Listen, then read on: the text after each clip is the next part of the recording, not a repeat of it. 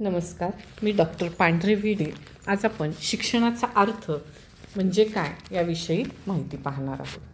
खरं तर शिक्षण ही आजच्या जीवनात अत्यंत आवश्यक बाब आहे असे आपण बोलताना म्हणतो, परंतु शिक्षणाचा नेमका अर्थ विचारला गेला तर बहुतांश लोकांना शिक्षण म्हणजे नेमके काय हे सांगता येत नाही. त्याचबरोबर शिक्षणाची निश्चित अशी व्याख्यासुद्धा आपल्याला सांगता येत नाही. त्याच दृष्टिकोनातून विचार करता आणि शिक्षणशास्त्राचा अभ्यासाचा विचार करता किंवा शास्त्रीय दृष्टिकोनातून शिक्षणाचा अर्थ बघताना आपण शिक्षणाचा अर्थ सर्वांगीण बाजूने विचारात घेणे किंवा अभ्यासणे अत्यंत आवश्यक आहे.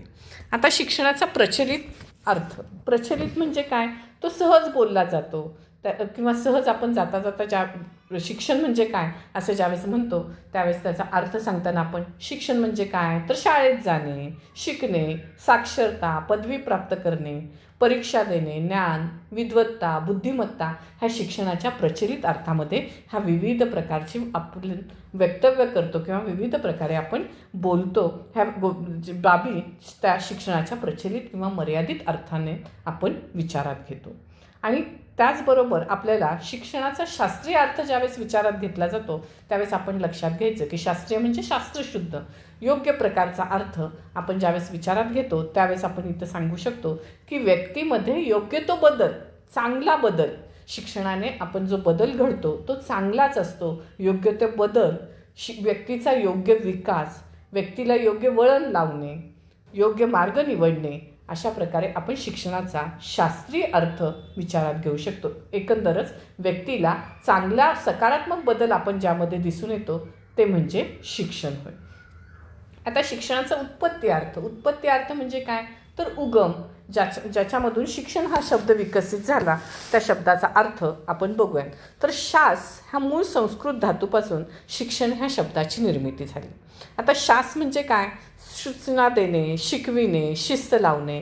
आता ही सूचना देणे, शिकविणे, शिस्त लावणे हे कशामार्फत होतं तर शिक्षक ह्या घटकाद्वारे किंवा आपण त्याचबरोबर असं म्हणू की ज्येष्ठ व्यक्तीकडून, जसं कुटुंबातील ज्येष्ठ व्यक्ती असतील, समाजातील काही ज्येष्ठ व्यक्ती असतील, ह्या ज्येष्ठ व्यक्तीकडून किंवा शिक्षकाद्वारे विद्यार्थ्यांमध्ये योग्य त्या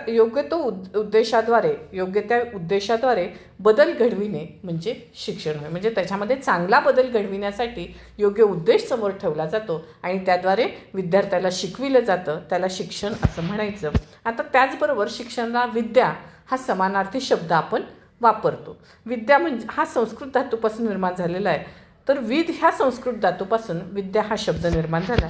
विद म्हणजे समजणे, जाणणे, माहिती प्राप्त करून घेणे, ज्ञान मिळवणे, नवीन माहिती आपण त्यामध्ये प्राप्त करून घेतो. आता शिक्षणाचा तात्विक अर्थ म्हणजे आपण म्हणतो की योग्य प्रकारचा जिथं आपण विद्यार्थ्यांमध्ये सुसंस्कार घडवतो. त्याचबरोबर इष्टविकास म्हणजे चांगला विकास, चांगलं परिवर्तन, योग्य दिशेने त्याची वाटचाल घडविणे आणि व्यक्तीचा सर्वांगीण विकास ज्याद्वारे होतो त्याला शिक्षण असे म्हणायचं. आता हे झालं आपण आत्तापर्यंतचे विविध अर्थ बघितले. पण समाजामध्ये जात असताना किंवा समाजामध्ये आपण वावरताना शिक्षणाचा अर्थ नेमका काय तर तो सामाजिक दृष्टिकोनातून आपण विचारात घेऊ की आपण शिक्षण एका शाळेत घेतो, परंतु ह्या शाळेतला विद्यार्थी हा आपल्याला पुढे जाऊन कुठे दिसतो, मोठा झाल्यानंतर किंवा विद्यार्थी हा माणूस म्हणून ज्यावेळेस वावरतो तो कुठे वावरतो तर तो समाजप्रिय प्राणी असल्यामुळे आपल्याला समाजात वावरत असलेला दिसून येतो. तर त्याद्वारे शिक्षण म्हणजे काय, समाजात वावरताना त्यांनी कसं वर्तन त्याचं आहे हे ज्यावेळेस आपण बघतो ते कशामुळे होतं तर शिक्षणामुळे. तर सामाजिक दृष्टिकोनातून शिक्षणाचा अर्थ काय तर सामाजिक आचार विचारांना योग्य वळण लावणे, सामाजिक संस्कारातून व्यक्तित्व निर्मिती करणे. म्हणजे सामाजिक संस्कार, समाजामध्ये बोलणे, व्यवस्थित नियमांचं काटेकोर पालन करणे, सामाजिक नियमांचं योग्य ते आचार विचार करणे, आपल्यामुळे कोणत्याही प्रकारे दुसऱ्याला त्रास होणार नाही, समाजामध्ये कोणतेही विघातक कृत्य होणार नाही, असा आचार विचारांना योग्य वळण लावणे म्हणजे सामाजिक अर्थाने शिक्षण. आता शिक्षणाचा भारतीय तत्ववेत्त्यांनुसार अर्थ, जसं आपण वेगवेगळे अर्थ बघितले तसं भारतीय तत्ववेत्त्यांनी सुद्धा आपल्या स्वतःच्या तत्त्वज्ञानातून शिक्षणाचा अर्थ सांगितलेला आहे. त्यातले काही प्रामुख्याने आपण इथे विचारात घेऊयात. त्यामध्ये महात्मा गांधी ह्या तत्ववेत्त्यांनी शिक्षणाचा अर्थ व्यक्तीच्या शारीरिक, मानसिक व आध्यात्मिक अंगामधील उत्कृष्टतेचा विकास म्हणजे शिक्षण होय. म्हणजे व्यक्तीचा विकास व्हायचा शिक्षणाद्वारे, तर तो कसा व्हायला पाहिजे? त्याचा शारीरिक विकास झाला पाहिजे, त्याचा मानसिक विकास झाला पाहिजे आणि त्याचा आध्यात्मिक विकास होणं गरजेचं आहे. आणि त्याद्वारे शिक्षण आपण इथं विचारात घेतो आहे.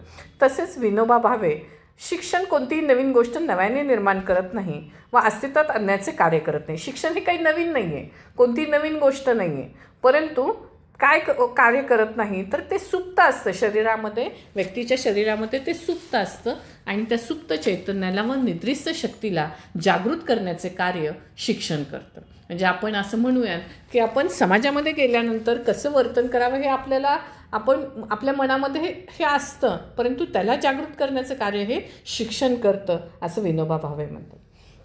आता पाश्चात्य तत्वज्ञान, जसं भारतीय तत्ववेत्त्यांनी शिक्षणाचा अर्थ सांगितला तसं काही पाश्चात्य तत्ववेत्त्यांनी सुद्धा शिक्षणाचा अर्थ सांगितला. तर प्लेटो ह्या तत्ववेत्त्यांनी शिक्षणाचा अर्थ सांगताना जीवनाची अंतिम मूल्ये समजण्यासाठी आणि अनुभवण्याची पात्रता ज्यामुळे प्राप्त होते ते शिक्षण होय. आणि ॲरिस्टॉटल म्हणतात शिक्षण म्हणजे सुदृढ शरीरात सुदृढ मन तयार करणे म्हणजे शिक्षण होय. मन ही संकल्पना खरे तर दिसत नाही, परंतु हे मन जर सक्षम झालं तर ते व्यक्ती चांगल्या प्रकारे जीवन जगू शकतो. म्हणून सुदृढ शरीरात सुदृढ मन तयार करणे म्हणजे शिक्षण होय. John Dewey, education is reconstructivism of experience, अनुभवाचे पुनरुत्पादीकरण म्हणजे शिक्षण होय, असे जॉन ड्यूई म्हणतात. अशा प्रकारे आपण शिक्षणाचा अर्थ विचारात घेताना आपण नुसतं ढोबळमानाने शाळेत जातो, तो शिकला आहे, तो उच्च शिक्षित झाला आहे असं आपण म्हणतो समाजात बोलत असताना, परंतु शास्त्रशुद्ध दृष्टिकोनातून किंवा शिक्षणाच्या विविध बाजूंनी जर विचारात घेतला, विविध अंगाने शिक्षणाचा अर्थ आपण आजच्या ह्या व्हिडिओमध्ये पाहिलेला आहे. थँक्यू.